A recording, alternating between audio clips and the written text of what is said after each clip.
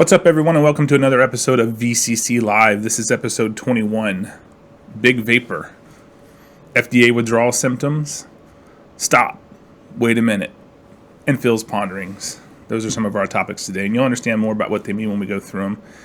And I realized really quickly here at the beginning of this, I might as well change it, that I didn't put episode 21 in VCCLive, so let's do that. Do it. All right, so we were doing a little pre-live discussion and getting a little fired up, so we decided to calm it down and go ahead and start and go live so we can save that enthusiasm for you guys, the viewing audience. Just at the beginning, before we get into the what's ups, we got a few people watching already, and I'll remind you throughout the show, please remember to smash that like button.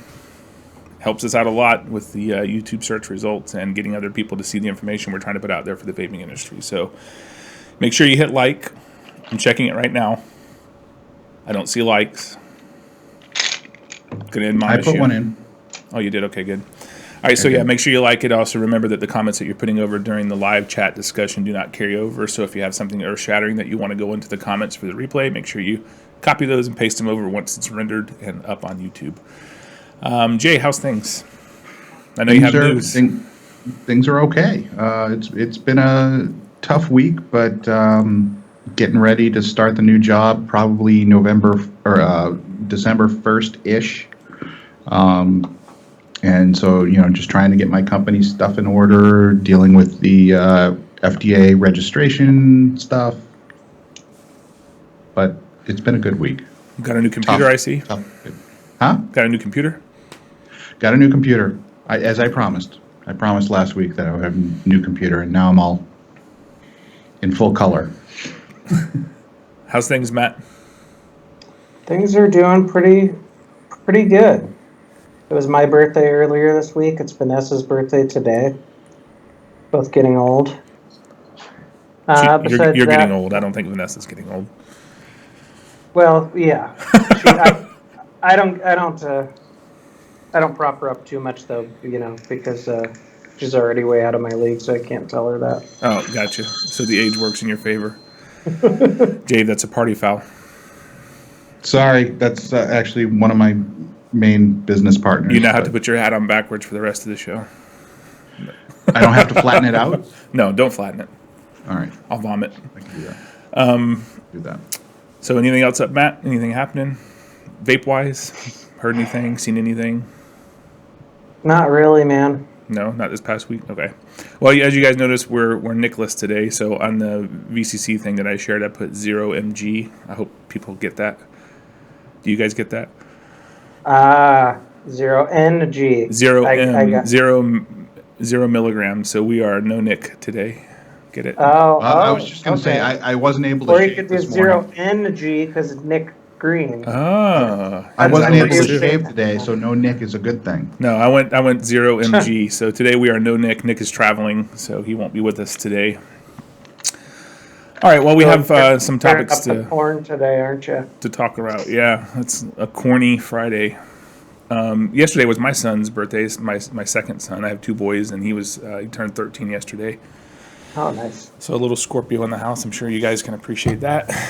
It was a fun time. We had a good time last night for his birthday party, and he got Battlefield 1 for Xbox. So next week is Thanksgiving holiday week, so the kids will be off, and I'm sure they'll be mastering Battlefield 1 the whole week. Yeah, I've been playing it. Yeah, I play it online with my buddy George, and it's pretty fun. I'm going to get into that. That's her again. Sorry. You need to take it? We'll listen. No, I'm not going to take it. I told her that I had a show at noon, but she's not the brightest bulb. Oh, well, hopefully she's not watching this show on the replay then. No, I don't think she can figure out YouTube. Oh, okay, cool.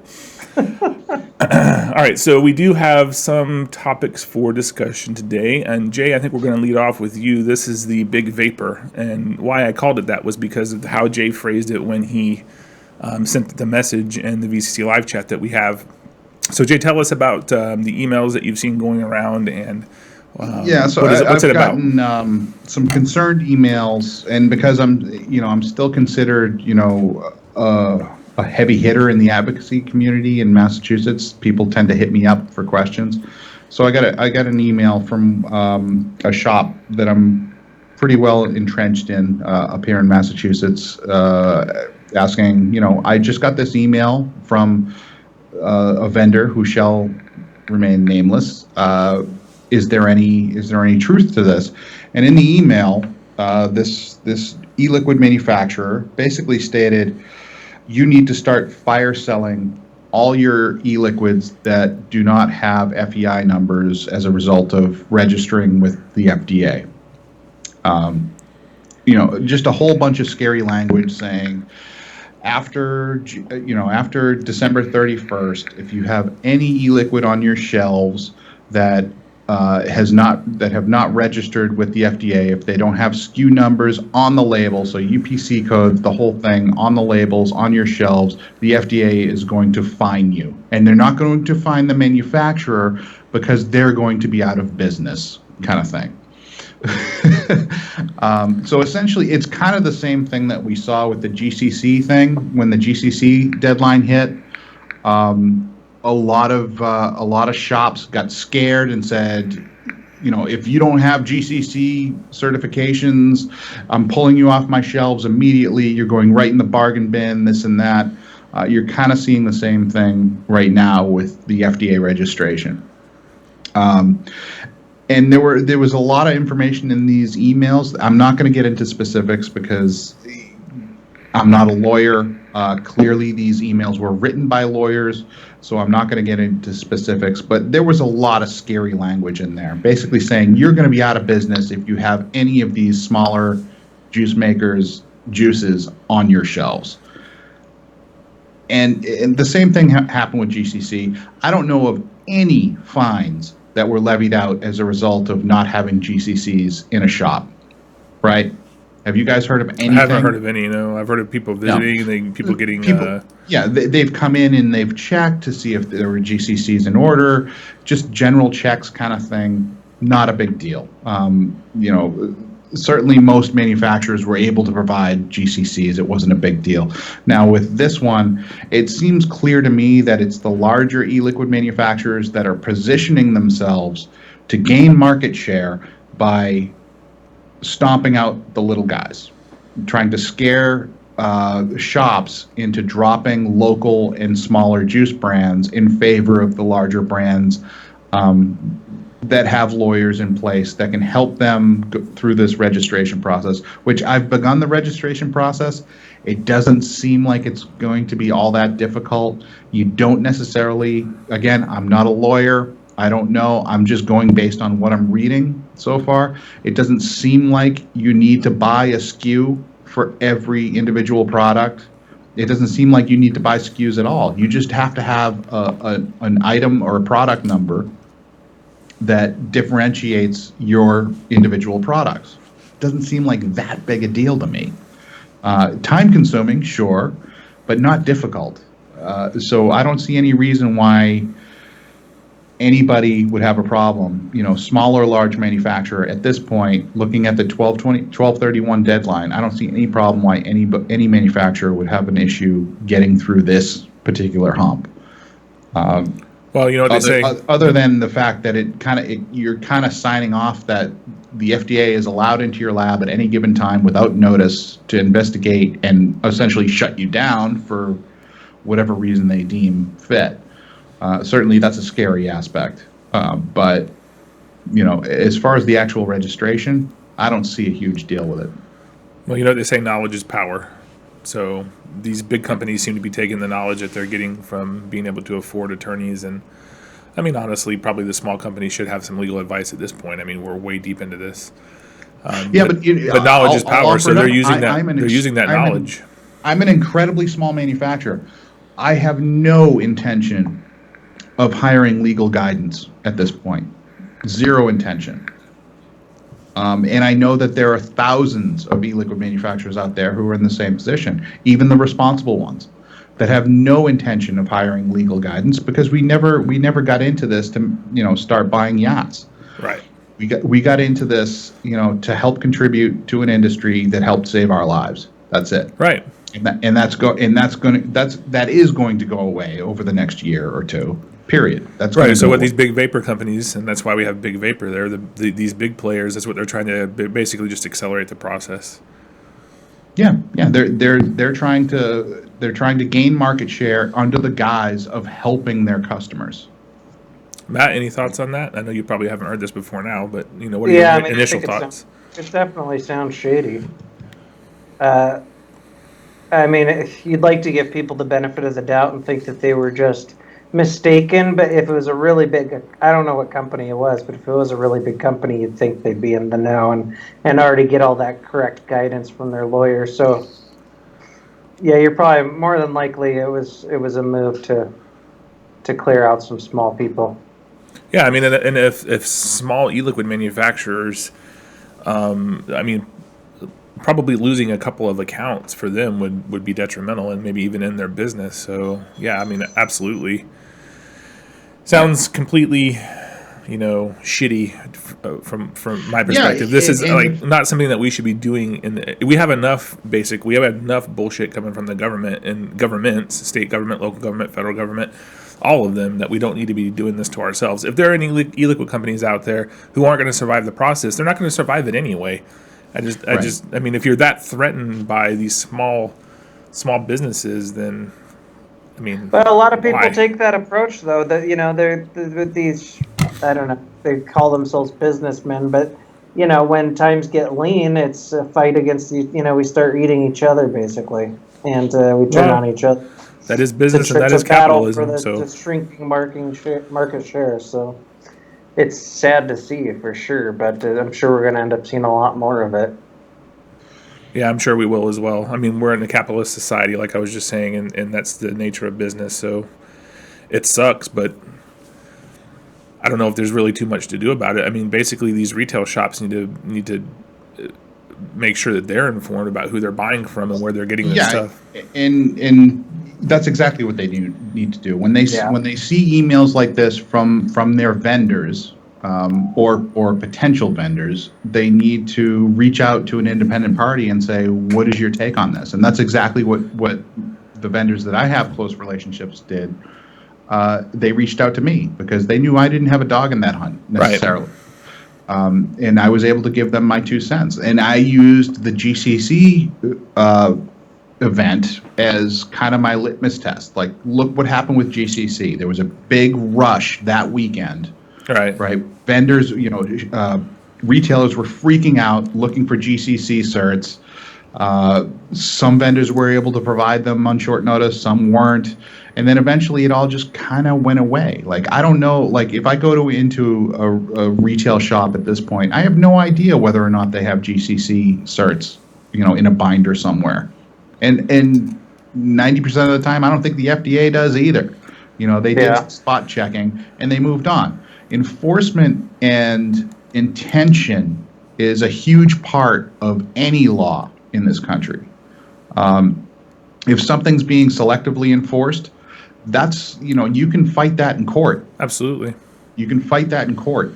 If they're giving false information, which some of these FDA representatives are doing, that might have a little less clout in court, but it's still something that you can hold your hat, you can hang your hat on. And this is what we're looking at here. The FDA is, especially given the current political climate, the FDA really doesn't have many resources that they're willing to devote to this one issue. So you have to take that into consideration, at least somewhat, if you're running a business in this industry. So do we think that's the direction the industry is going to take? Is it going to, because I've been seeing some comments about this as well, too, that the vapor industry in the United States, before regulation and before governmental interference, was wide open. The American dream was alive. I mean, you could come in and start a business. If you're doing things the right way, you were going to succeed and do well. And there's a lot of people in the industry that have. In fact, some of these larger vapor companies, the people who were, the people who own these big companies weren't really executives or anything before. I mean, It's just something they did well with marketing and making some good e-liquids and stuff like that. Do you think that's what's going to happen in this industry? Are we going to kind of consolidate into a couple of, behemoth? Big, are we going to become big vapor? That's yes, and that's kind of by design with federal regulations. We often hear the concept of Baptists and bootleggers. Yeah. Mm-hmm. And that's what you're going to see within this industry. You're going to see the big players in the industry use and leverage those regulations to squash out their competition. It's like, you know what? I have to spend minimal money to go ahead and just sick the FDA on my competition. It happens in pharmaceuticals. It happens in any heavily regulated industry. You see it with taxis against Uber. You know, that's how big business works. Yeah, and it's going to be a constant fight going forward, especially as each hurdle gets presented to us through the FDA regulations. You're going to see big players squashing out small players by calling them out, dropping a dime with the FDA. That's just the nature of the business. Yeah, and that's regulation in a nutshell. That's how regulation works. They can't enforce it on their own. They're going to rely on heavy hitters in the industry to enforce it for them, to focus their attention where they think it needs to be focused on, and that's inevitably on small business. Well, yeah, like you said, it's all by design. I mean, in a regulated industry, obviously the less businesses, the better. So they would much rather consolidate. The FDA wants that. If they can't snuff it out completely, they'd rather consolidate power, and it's easier to control. Absolutely. Yeah, I mean, I would tend to agree. I think that unfortunately that's the direction we're heading. So yeah, we're going to move on to the next topic. We're about 17 minutes in, so we need to move along. But thanks for bringing that up, Jay. And if you're in a retail shop and you get any emails or any letters or anything like that, just check with someone in your state that is with an advocacy organization, or there are plenty of places you can check with and plenty of people you can ask. Any comments anyway before we move on? Any comments on this topic? I just want to say I love Matt's resting bitch face. I always get that if I'm sitting there and not talking for a little while. It's Matt. Matt, are you angry? You look mad. You look mad. I've heard that shit since I was like 15 years old. Where people say I look angry and look like a dick. A lot of people say, "Man, I hated you when I first saw you. Now you're okay." They just got to get to know you. Sorry, guys. Engage Matt in conversation, and the resting bitch face goes away, and then you'll see the real Matt. Just ask Vanessa. I grow on people. Think she likes me when she first met me? Like a fungus. Yeah, exactly. So I want to go back to see. There were a couple of comments earlier. Let me see what they were.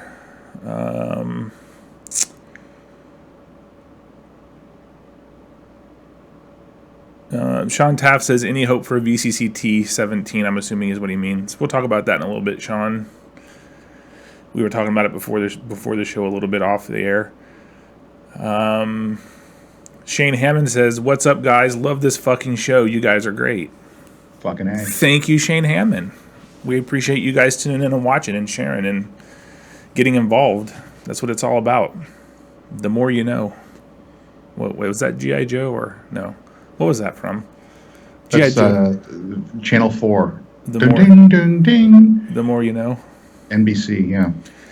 All right, so let's move on real quick. The next topic we have is FDA withdrawal symptoms. And I talked about this yesterday, actually, in a video I did. I'm actually not going to probably play the video, but let me see if I can go to...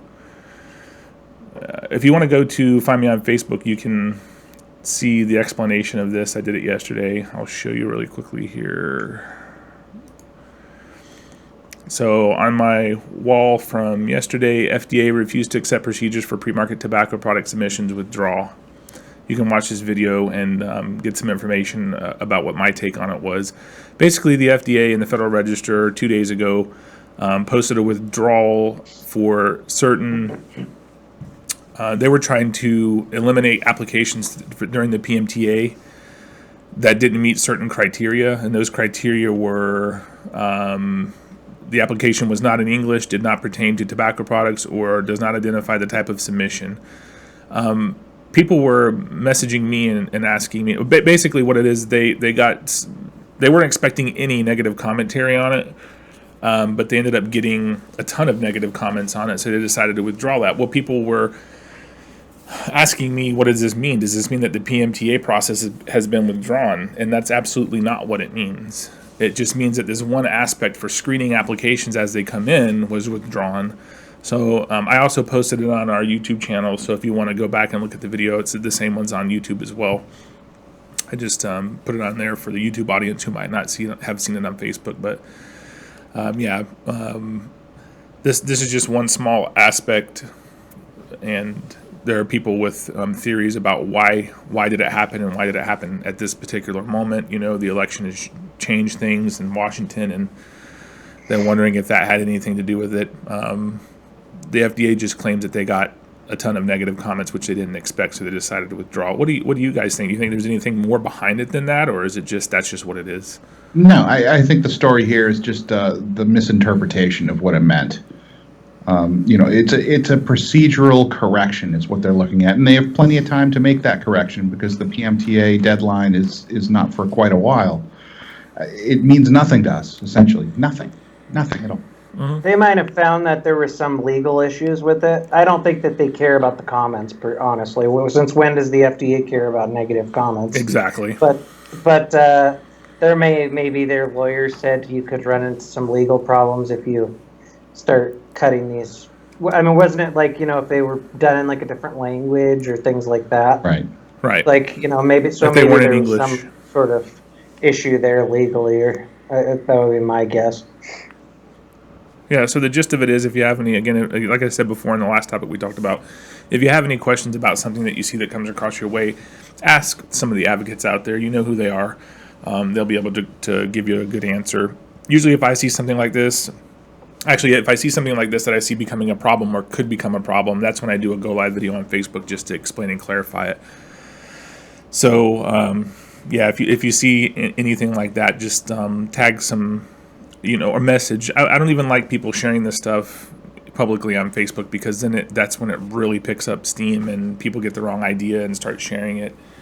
Misinformation is just running rampant on Facebook lately. Like, not even just with vaping, just political stuff. Like I saw an article about this the other day, and just like the amount of fake news stories is up like some crazy percentage. Like, just don't trust anything you see on Facebook. And people tend to believe it without any research at all. It's just tag.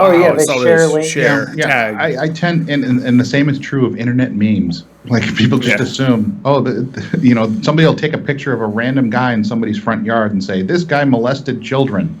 And then all of a sudden everybody's sharing this meme, and come to find out this is just like some random picture somebody found on the internet and just wanted it to go viral. Right. So just basically check your sources. I tend not to believe much on the internet unless it's coming from reliable sources. Folks on this call, Demi, Greg Connolly, somebody on the board for CASA, that kind of thing. I just will not propagate any other information other than from reliable sources. Matt, you and I are reliable sources, buddy. Right. Yeah, I mean, I think the problem is, too, people just see the headline, or they see somebody post, the FDA got rid of PMTAs, and someone gets all excited and just hits share right away without even looking into it. Yeah.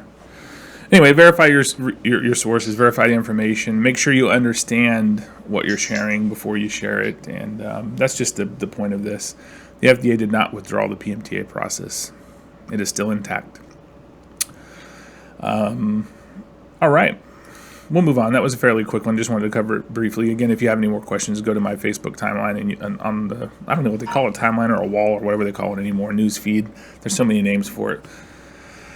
And check out the video that I did yesterday. It's pretty quick, but it's to the point and it explains it pretty well, I think. So, all right. Next thing that we're going to talk about, really, any questions before we move on that? I always do that. I just kind of move right along. No, everyone looks like they're just agreeing. So. Yeah, agree with the thumbs up.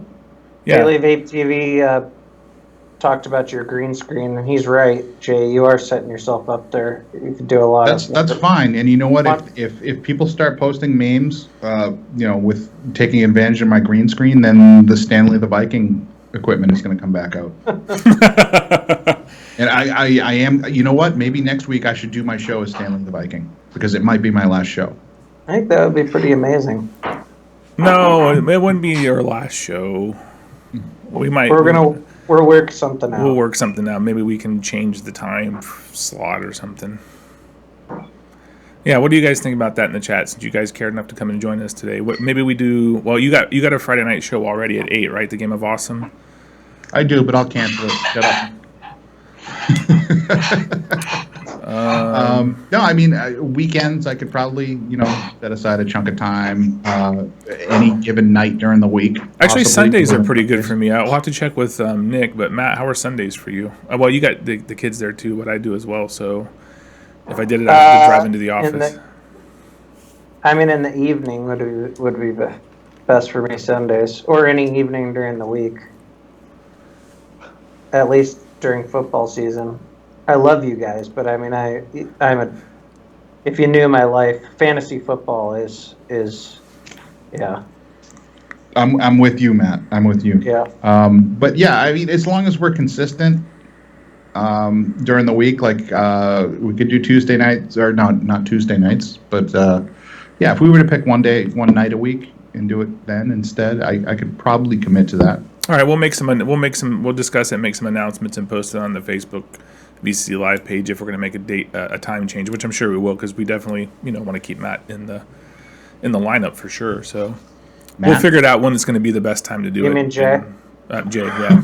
Jay's the brains to this whole thing. I'm the brains. That is a scary prospect. Kevin and I are just talking out our ass usually, and believe me, I'm just talking out of my ass with bigger, more syllables or something. Like I won't speak for you, Kevin. I'll just speak for me. I'm talking out of my ass usually. Well, correction. Go back and clarify. We want to keep Jay in the lineup for sure. So we'll find out a time that works best for all of us when we can all make that happen. We got a couple of weeks to figure it out. Yeah, we got a couple of weeks to figure it out. So naturally, we'll wait 13 days and then figure it out.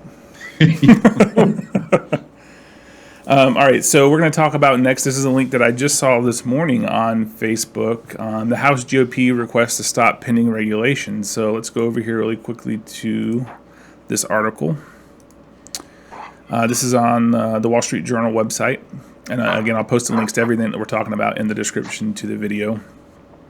House Republicans ask agencies to freeze all rulemakings. This was published November 15th, so 3 days ago. House Republicans sent a letter on Tuesday to every government agency asking them to halt all rulemaking until President-elect Donald Trump takes office. The letter, sent by the House Republican Committee Chairman and Majority Leader Kevin McCarthy of California, warns federal agencies against finalizing pending rules that may have quote-unquote unintended consequences for consumers and businesses. Let me see if there's anything relevant coming down. The House will vote later this week on a bill to prevent last-minute regulations, though the White House has promised to veto that bill. White House Press Secretary Josh Earnest stressed last week that the administration intended to continue exercising its authority until it's officially out of office. Quote unquote, President Obama will be president of the United States through January 20th, and he will exercise all of his authorities of that office until then, he said. Besides sending the letter, some committee chairmen took their plea directly to agency heads. In a hearing with Securities and Exchange Commission Chairman Mary Jo White, House Financial Services Committee Chairman Jeb Hensarling, Republican from Texas, urged her not to complete additional rules, including any unfinished rules mandated by the 2010 Dodd-Frank financial law before Mr. Trump takes office in January. And she responded to that, quote unquote, I do intend to carry out the agenda I outlined as much as I can, Ms. White testified. During the presidential campaign, Mr. Trump repeatedly vowed to roll back the Obama administration's regulatory agenda, promising to cut up to 70% of all federal regulations. Now, my first initial impression on this is that this is not. First of all, they're talking about pending regulations, and they're talking about anything that they might pass between the election and January 20th. The FDA deeming regulations are in force as of August 8th, 2016. This is not something that, and I think it's more of a symbolic move than it is of them actually, the House GOP leadership, trying to actually get them to stop the regulation. I just think that they're kind of foreshadowing. Hey, there's a big syllable word for you, Jay. They're foreshadowing what's to come when when January 20th rolls around. And I think that the Trump administration obviously is anti-federal regulation and interference with small business, and he'll have the Congress to back him up with it. So what do you guys think? Jay, what do you think? No, you're right. You're right. I think this is also, to expand on that, this is also a way of Congress to identify who are going to be cooperative players. Mm-hmm. Right up front. So if a federal agent, and this is just my thought, if a federal agency decides to ignore that request and go ahead and move forward with some pending regulations that they planned on releasing, then Congress knows, all right, they're not going to be a player with this new Congress, and they'll behave accordingly. So yes, immediately, obviously, it has nothing to do with vaping. The regulations have already been in place. The only fight we have right now is new legislation and or court actions. But it could be a good indication of what, at least philosophically, this new Congress is going to hold dear over the next 2 to 4 years. Well, I mean, the FDA is an executive agency created by the Office of the Presidency. So theoretically, Donald Trump could, if we are loud enough and make our voice heard loud enough and make the issue more important enough to him and let him know, because I don't think Donald Trump is the type of person who really cares too much about the vapors, or maybe doesn't know enough about the public health aspect for it to make a big difference to him. What he cares about is the impact it's going to have on small businesses, and the 10 or 15,000 is going to crush in the United States. So I think he could intervene with the FDA deeming regulations and either halt them or call for repeal them and call for a reassessment.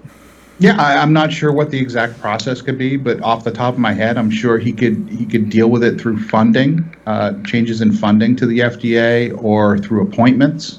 Right. There are a multitude of ways that he could do that. I don't think he can just, with a pen stroke, change the regulation, but there are certainly avenues of some sort that he could use to help us out if we get on his radar. Right. I don't know if an executive order would work for that or not. I mean, I'm not sure how the funding works. That's the thing. I don't. Does FDA funding have to go through Congress? I don't know. But I know appointments don't. Appointments are done strictly through executive action. Yeah, we really want to stay on our allies to kind of push them to get in Trump's ear. I mean, guys like Johnson, Duncan Hunter, I think, is in good with Trump. I mean, he was on a list for. One of the secretaries, he's not going to get it, but he was being, one of the list of 8 people. It was either state or defense for getting, to get vetted for it. So, if we could keep pushing our allies to, Mm-hmm. But the other thing is to go back to the Baptist and bootleggers analogy. One thing to watch out for is for the big vapor players. If they get a big ear from the administration, that could also end up hurting small business, in favor of the larger vapor businesses. So that could also be detrimental for consumer choice and the like. A lot of that depends on whether some of these big players think that they're going to get the PMTAs. As far as as we've said before, it seems like it's going to be very, very hard for any kind of open system or e-liquid companies to get it. If they think they can, then sure, then there's definitely going to be some of that. That's the guys with the most money will win, basically. Right. I think that having Senator Johnson reelected and Duncan Hunter there, both of whom should have fairly easy access to the president's office, and I think that is promising for vapors and getting the issue of the FDA deeming regulations in front of the Trump administration. I think Hunter's our wild card. I mean, he vapes. And he does not vape closed systems. He doesn't use closed systems. He apparently has an open line with the president. There's because Trump's big on loyalty. I think Hunter was one of the ones in California that was actually pro-Trump or something. To be vetted for a position like that, you got to be on the good side of that campaign. So it could be interesting if he can somehow get somebody's ear about it. Yeah, and I think Trump could. I mean, I'm fairly confident that Mitch Zeller won't remain in his position post January 20th, and the Secretary of Health and Human Services won't be there either. So with replacements, we have hope that, not just the litigation strategy that's ongoing right now and the legislative strategy of getting a bill written and passed and signed by the next President Trump. Can I answer Albert's question? Yeah, sure. Comments real quick. He said, with an all Republican government, will that help Cole Bishop? Yes, but one thing that we had talked about last week, and Alex from CASA had mentioned, he mentioned that we might even get something better next year. Cole Bishop's it's very unlikely it's going to happen this year. If Cole Bishop does not get included into the spending package, it's done. So I guess not yes, but in the long run, having an all-Republican government will help getting a predicate date change. Yes, but not specifically with Cole Bishop. It might possibly get us a better, not specifically Cole Bishop. Basically, what happens... It might possibly get us a better bill than Cole Bishop. It might possibly, yes, in the next Congress. But basically, Albert, what happens is, if anything in this Congress, which is about to be ending once the new Congress begins, if anything is not passed, it's gone away forever. So if Cole Bishop doesn't get included in this omnibus spending package is going to be voted on in a few weeks, it's done, and we have to start again. But the point is, we'll be starting again with an all-Republican Congress and presidency, and hopefully a much better shot of passing pro-vaping legislation and segregating it from combustible tobacco products. Yeah, I mean, one part of me thinks it would almost be better to wait until next year, but I know how much that kills confidence and stuff. If we could get Cole Bishop to at least change the predicate date. Alex in chat is saying that the spending omnibus bill will most likely be delayed until March. I've heard that as well. So it probably, and again, that will be, Alex, maybe you can comment in the chat on this then, since we can't bring you in live here with us. But Cole Bishop would no longer be a viable thing to include, or would they just kind of say anything that's pending will carry forward to March as well? He says Google, quote unquote, Trump scores his first win in Congress. It's an article in The Atlantic. Okay, we'll look it up, and we don't have time to read it. There was another question. Any info on the MasterCard requirements for vapor companies? I have no idea what that might be in reference. I saw some articles saying that MasterCard was, had stopped allowing people to purchase vapor products online, I believe. That doesn't make any sense. Not sure how they can distinguish what you're buying online and from who, but I don't have enough knowledge to answer that properly. So sorry, FL Slow Rider.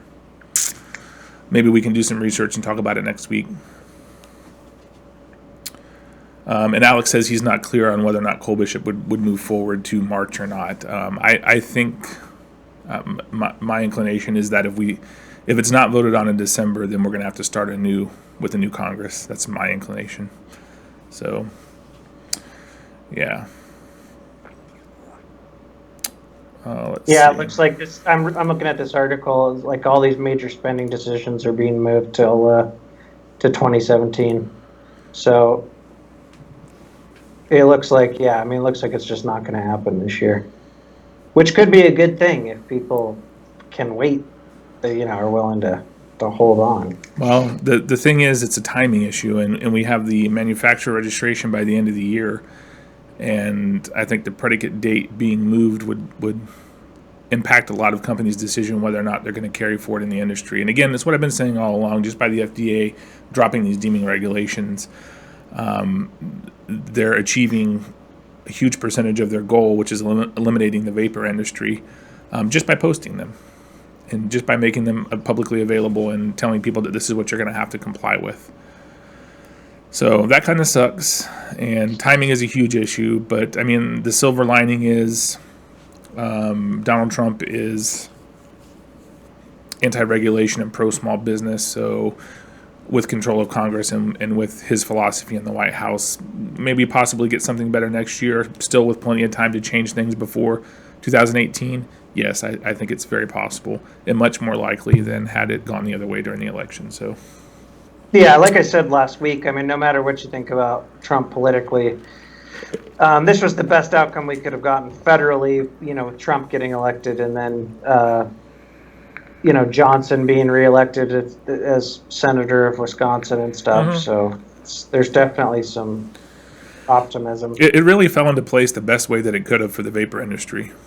I mean, now the rest is up to us to, again, be the squeaky wheel and be loud enough with our representatives in Congress and Senate, and President-elect Trump to make sure that, we get attention. And that there's so much regulation that Obama's administration did over the past 8 years. We need to make sure that we're towards the top of that list of things that happen, and not get pushed down until 2018, and then it may be too late, and there may be no industry left to save. So we need to keep the pressure on our representatives, keep it on constantly. What are you doing about the regulations? What are you doing to save these small businesses? What are you doing for the good of public health by keeping vapor around? So that's what we got to keep doing, basically. And there's a lot. I'm seeing a lot of complacency and apathy in this industry right now, from both consumers and businesses, and that's exactly the opposite of what we need. I was a little bit, someone made some comments a few weeks ago about how I seemed really negative. I was a little bit negative after the Tennessee event that we did, because it seemed like I was seeing a lot of, there was a low turnout and there's a lot of apathy, and people don't really want to learn about advocacy. And I don't know, it gets frustrating, guys. It really does. So that being said, I did make a post a couple of days ago because I've been getting a lot of questions, and I'm just going to kind of transition this really quickly here, and it kind of carries along the same lines. I had not decided to, and we had not announced any more VCC events, and VCCT in Tampa is our most popular and usually our best attended event of the year, and we usually do it in the spring. And I've been getting some messages lately from companies saying, hey, I haven't seen anything posted yet. Where can we, hop on board for VCCT? And some consumers saying, I haven't seen any event created yet. When's VCCT going to be? So basically my thought is this: if the interest is there to do a VCCT event in Tampa this spring, we'll do it.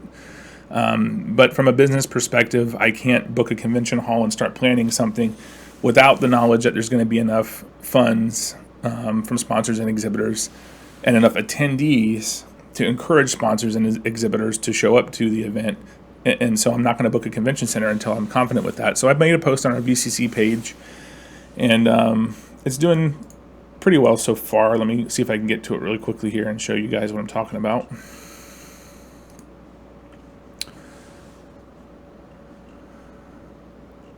Sorry, I didn't have it pulled up because I didn't plan on showing it, but let's go to the right monitor, and you can see that I did this post on the Vaping Convention Circuit page November 16th, and it basically says, if you want a VCCT 17, it's up to you. It's up to you, the vapors. It's up to you, the industry. If we get 1,000 likes on this post and at least 40 vaping businesses to come out, they will support our exhibit. We will begin planning Tampa Round 4. If not, then we won't. It's that simple. There has to be the interest to do the event. You can see there's been a ton of shares and a lot of people reached. So far we're up to about 108 likes, 49 shares, and some decent amount of comments and people, the diehard VCCT fans saying, yeah, we definitely want you guys to come back. And there's been a couple of businesses say we'll support it. But unfortunately, that's how it is post FDA regulations being released in the climate that we're in right now. Before I could plan an event and not worry about getting enough people on board to support financially paying for the event. And it's just not that way anymore. And this will lead us into the last topic that we had scheduled for today. We got about 15 minutes left. We can go over again if we need to, but just to kind of cut back over to the right monitor. So Phil Bissardo, I saw a post last night that he made public, and he's asking for people's input on. And there's been a ton of commentary on it. So let me go back over really quickly here. Phil says, I've been to and heard about several U.S. events recently, all slow. I can understand shops and buyers not coming due to the current climate out there, but where are the vapors? I think it's due to several reasons. 1, too many shows, too close together. 2, no more free shit. Sad that this is probably the biggest cause, he has in parentheses. Number 3, no longer geared to smokers and or smokers being frightened away by what they see. And 4, too much liquid, not enough hardware. What's your opinion? Curious minds want to know.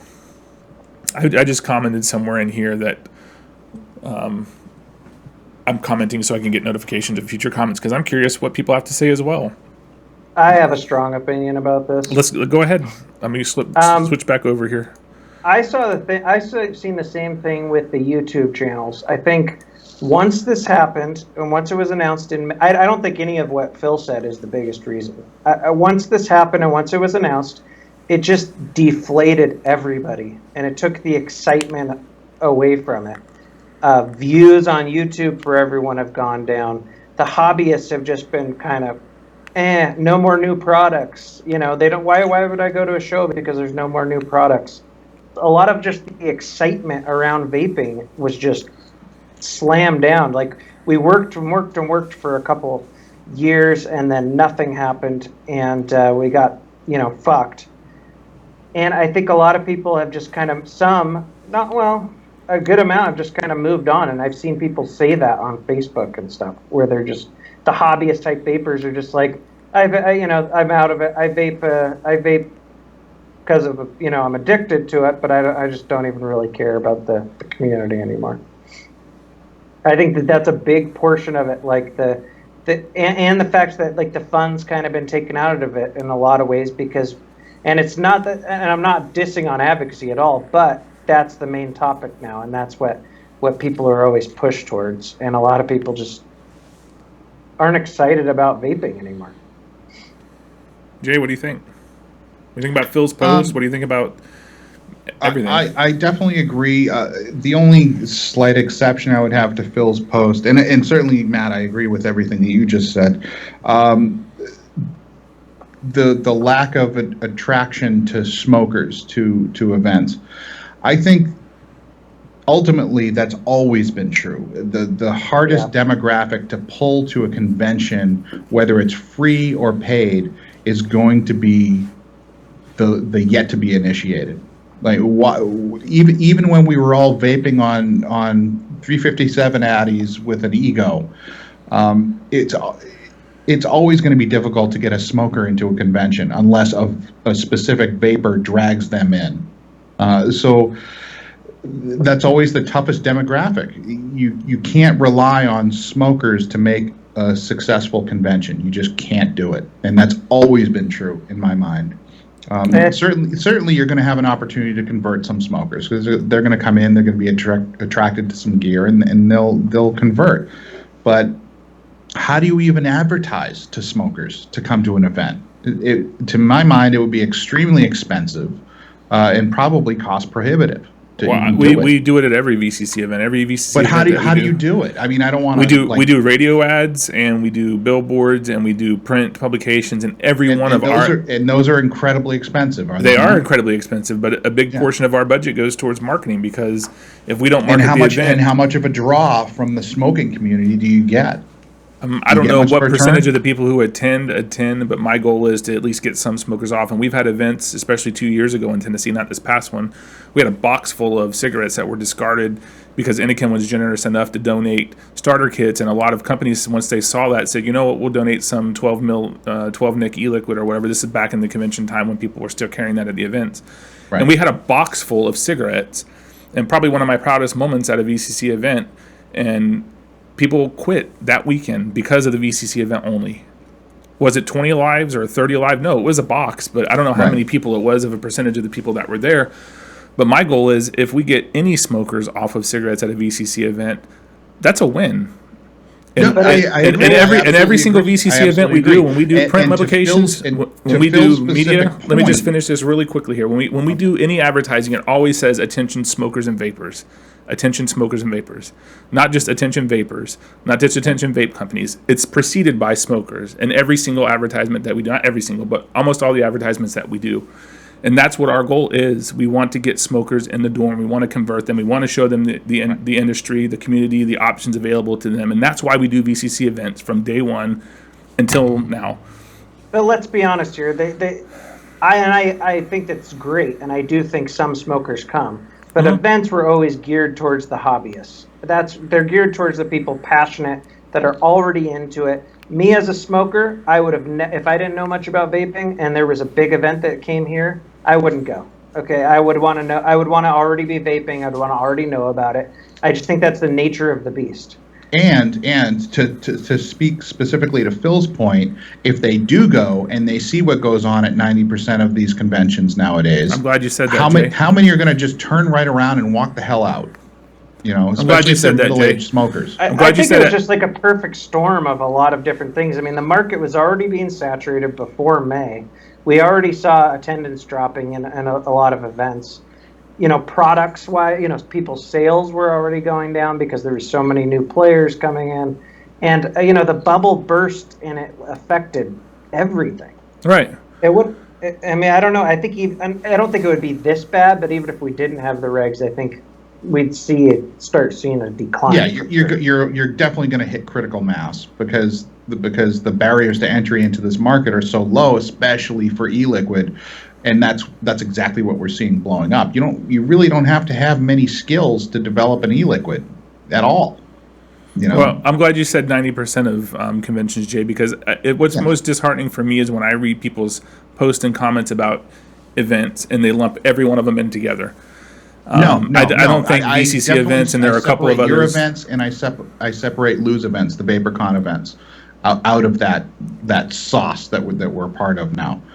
Even I noticed a change in the demographics of the vendors who were attending. We went from about a 50-50 mix of hardware and e-liquid for the first 2 years, and then the last year maybe year and a half, and then the last year and a half has been predominantly, I would say 70 to 80% e-liquid companies. Right. Because there, like I said, there aren't many skills involved in making e-liquid. You can study up and do e-liquid manufacture, or at least DIY responsibly after a month or two of research. Right. With manufacturing hardware, especially if there's electronics involved, you have to have somebody on staff that knows what the fuck they're doing, or stuff's going to start blowing up. I just think all this drama and the regs, the infighting, the regulations, everything that's happened this year has taken a lot of the fun out of vaping for a lot of people. Even the ones that aren't in that don't work in it, but just it's taken the air right out of it. And I've seen so many posts the last couple of months from people that just aren't into it anymore. They still vape, but they're just not they're just tired of it. They're sick of it. Yeah. And I think a lot of it was just like the perfect storm, and you kind of get beat down a little bit, I think, and then it's not exciting anymore. Like when I went to the UK event, it was such a different feeling there, like the excitement, and everybody's still super into vaping and stuff. And, some of our events here now have just been more like going to a funeral, this year, ever since we knew. Well, essentially that's what it is. And you want to know why they're excited there? Because their government embraces this technology. Exactly. That's why. Yeah. Totally agree. And our government has done nothing but create an air of resentment towards vaping, vapors, and the whole industry. And I think that's fucking terrible. When what we're trying to do is get people off of combustible tobacco and give them a safer alternative. That's what we're trying to do here. Well, and like Costello just said in the comments, the percentage of people now that think vaping is as bad as smoking has gone up, like 3 times since 2014. It went from something like 12% in 2014 to like close to 40% now. So obviously that affects it too. I mean, we're not, like, I always, as a YouTuber, I have always experienced this huge influx of new subscribers starting October, November, December, then January, and it's not happening as much this year. I'm sure it will happen to an extent, and that's always then smokers starting to look into it because they want to quit smoking by January 1st. And you always get that. You always can kind of rely on that to happen. And this year is the first year that it just hasn't been happening as much as it normally did. Well, I guess the future of what vaping events will be in the United States ultimately depends on the industry and the consumers, and that's just the way that it is. I mean, you can't do the event without support from the industry. It costs a lot of money. It takes a lot of time. So, I mean, I'm still optimistic that we'll rebound. I mean, I am too. Obviously, we're always going to be. It's never probably going to be the same as it once was. But I'd like to see the way it was 2-3 years ago, where you'd have one major national event a month, if that, And then a lot of local meets, a lot of local and regional meets that are set up kind of off the cuff. Yeah, but again, it's not going to happen because we're in a capitalist society, and everybody saw that the convention format was there, and they thought, I can do that. But in a capitalist society, there's always a balance to be struck. You know, Right. you get a lot of ebb and flow, and then eventually things just kind of tend to balance out. I've been thinking that for the past year and a half. That happen. I thought when I saw all these events start popping up, because when I started VCC, I don't think there were any other national events going on except for ECC. That was the first event in 2013, the biggest, actual convention held in a convention center. And that's what actually gave me the idea to take this to other parts of the country that couldn't travel to California. And that's why I started VCC in the first place. Yep. To give that same format. And it wasn't going to be a hotel format where vapors could hang out till 2 a.m. and vape and bullshit with each other. It was going to be a big scale format to get the attention of the public, to get smokers in the door, and to get people off of combustible tobacco. That was my idea.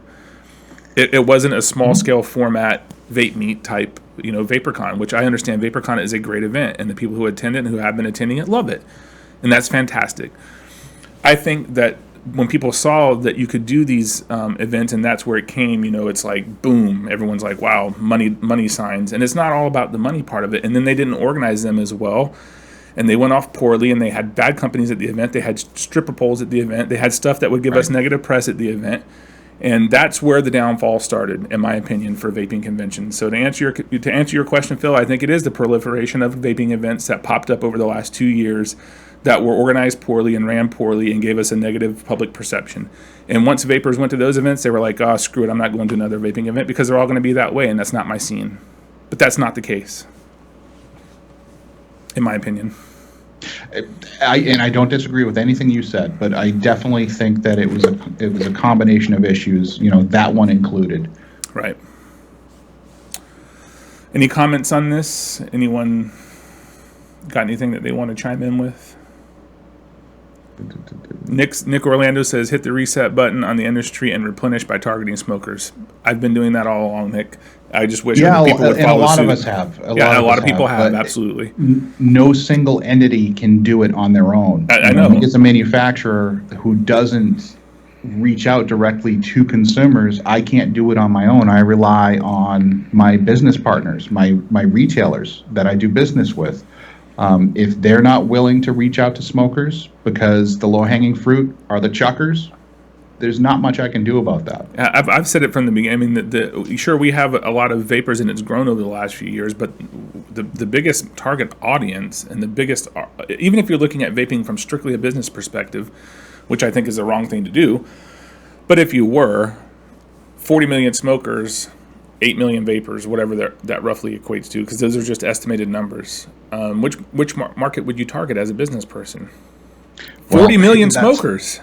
It's a double-edged sword because at this point, social media has been taken over by the chucker population of vapors, and to attract smokers, and that is to say middle-aged smokers, to that environment, it's not going to be very efficient. Well, so that means that the only way that you can attract smokers is through traditional media methods, which are extremely expensive to get into.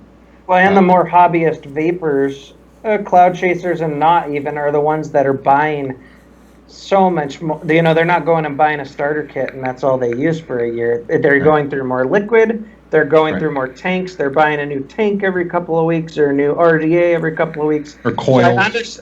So I understand the trap there with these businesses because, we saw things moving so fast and there was such fast, things would go out of date in like a month. And so everybody got worked up into that circle kind of, and it was just very focused on that group of people, and they were the ones spending the money at the time. It's a short-sighted business approach. I don't disagree that the smokers need, we should have focused more on them. Yeah, we should have all along, absolutely. That's the uphill battle, and capitalism is going to follow along the path of least resistance, and right now that market is the path of least resistance. It's cash in the pocket. Yes, it's short-sighted. That's what I was going to say. If you could focus on a million hobbyists who are spending $200 a month, or 20 million non-hobbyists smokers converted to vapors who are spending $50 a month, which would you pick?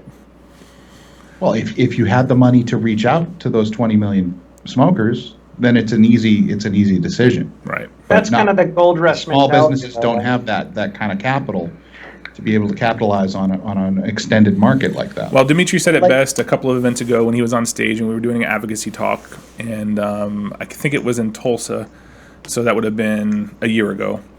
He said, smokers, we need to get more smokers converted over to vaping, not only for the good of public health, but also for our cause. And he was absolutely right. And we should have been working on this for years. Our PR and our stuff, we market and we tweet and we Facebook and we do it all to an audience that's a choir that we're preaching to. It's not. And I said this before the A Billion Lives premiere that I went to in Tampa last week. Before we started the show, we got up and said something, a few of us did, to the audience who was there. And I said, if each of you could find the Billion Lives trailer on YouTube and share it with 10 people in your circle of influence who have no idea about vaping, they're not smokers, they're not vapors, nothing, that would alone probably get enough interest in the film and change public perception of what vaping is and how we are where we are right now. It's not the vapors and it's not the choir we need to preach to. It's everyone outside the choir that we need to get this information out to. I agree with you, definitely. But as a business, especially say a small e-liquid manufacturer or something like that, how do you do that? I mean, you're you know what I'm saying? I get with the events you can do that and whatnot, but I mean, how we always say we need to get the smokers, we need to get the smokers. How else? What could we be doing that we haven't done yet? Well, and it's. I think somebody in the chat brought up the whole sponsor a smoker movement that was going on 2, 3, 4 years ago. Maybe that's something we can do, leveraging the consumer wing of the industry, or the consumer wing of the community, to start concentrating on that, sponsoring a smoker, providing them with the appropriate information. Trying to mitigate some of the bullshit media attention that we get. I have to do that with some of my closest friends through Facebook. They'll start posting. They're a smoker and they'll start posting shit about diacetyl and sweeteners and all that stuff. And I have to sit there and get in an argument with them on Facebook over this stuff. If everybody took a little bit of time out of their day to communicate with smokers who are possibly interested in vaping, maybe that's the right way to do this, because that's cheap. That doesn't cost any money. Well, yeah, the information battle is really like the only way right now. I mean, that's the biggest hurdle is getting people the proper information. Right. Mm-hmm. Yeah, we can have all the good information in the world, but if we can't get it out there, it's doing us no good at all. So you got to think of this. Remember that smoker mindset when you're a smoker too? And you're dreading quitting, right? You always have it in the back of your head. I gotta quit. Right. And you put it off. And you look for information to make it so you don't have to quit. So if you're like, oh, maybe vaping's a viable alternative, and then the first negative vaping article that pops up, you just run with that. 'Cause you don't want right. Yeah. This is as bad as smoking. I'm not even gonna try it. Yeah, you're always going to believe the first piece of information that you find on your own. That's where you're going to tend to believe with, and it takes a lot of encouragement to get away from that initial mindset, that initial impression. Yeah, if it fits into what you want anyway. Like, I've dealt with addiction problems with not just with cigarettes, and you're always looking for an excuse to not have to change your, I'm saying, your way of life and your habits, and so. You kind of give people we've given people a lot more excuses with all the misinformation, and then obviously vaping's looked at as being douchey by a big crowd of people because of me included. Yeah, I mean, because you got the younger cloud chasing genre or whatever. I don't think they're all bad. There's some really great guys in that, but it's looked at as it's not cool to some of the young 20s, late teens that might be smoking now.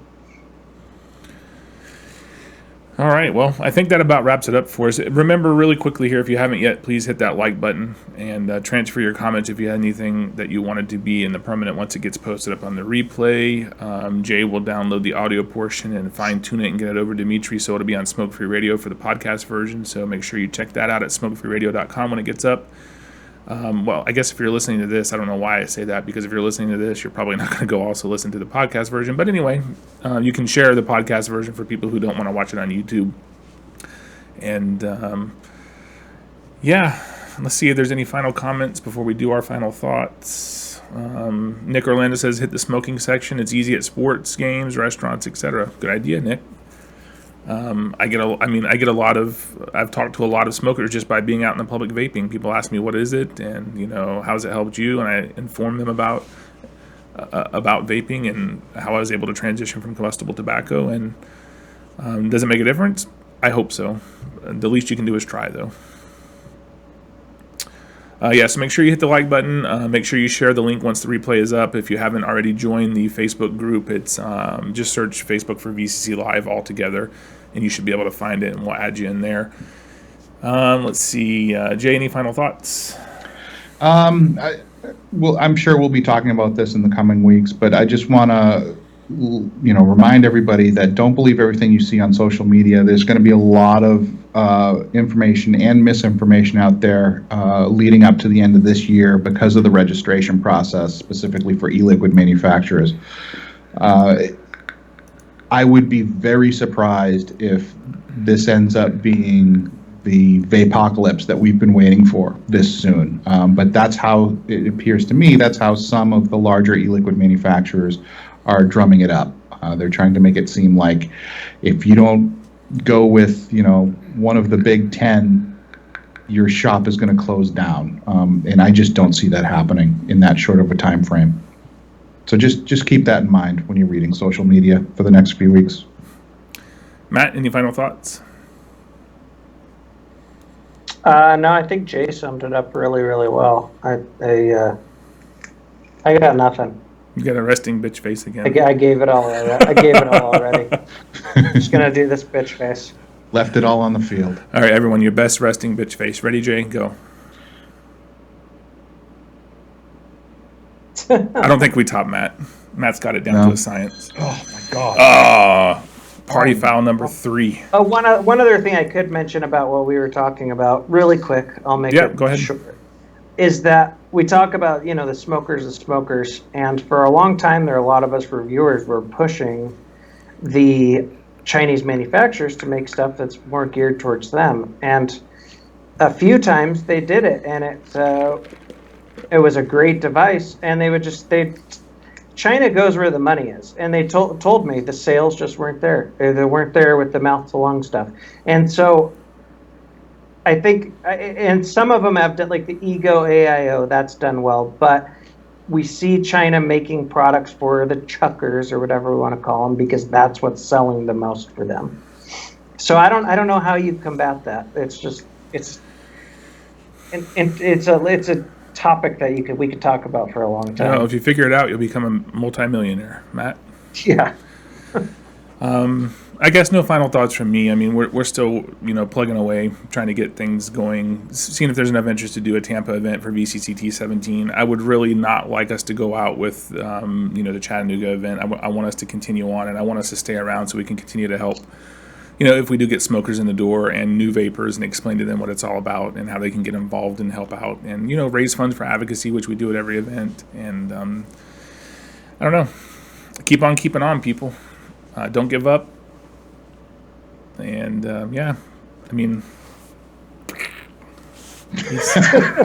well put. We'll be back next week at noon. Probably, according to Jay, will be our last show live at noon, but we will work out a schedule that works. And, hopefully we can continue these VCC Lives with Jay. We definitely want to, but it might shift our format a little bit from a Fridays at noon show. But we will we'll work it out, and we'll let you guys know with plenty of advance notice. And maybe we'll even pick up more people if we're doing it after hours as well, or on the weekend, watching live and stuff that can share it. So it may be a good thing for us. We'll see. We missed Nick this week, but hopefully he'll be back with us next week live for our last 12 noon show. We'll have a lot more to talk about then, like we always do. And yeah, I guess that's about it. Remember, you don't have to do everything, but you do have to do something. Get involved.